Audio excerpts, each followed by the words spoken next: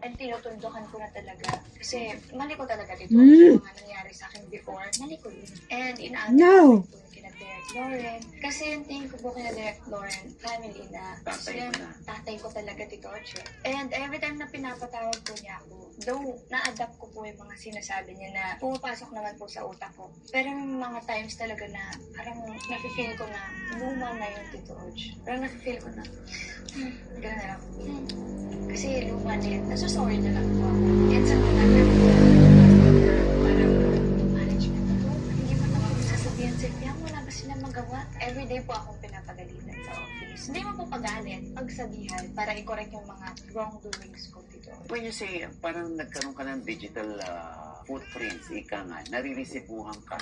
Ito pa yung mga nakaraan mong video na mga kagagahan ng isang tiyak bago siya pumasok sa PBB. Yes po. Oo. Ano yung lagi sa'yo ibinabato kapag gusto ka nilang issue Badyana, na dinadampot sa nakaraan?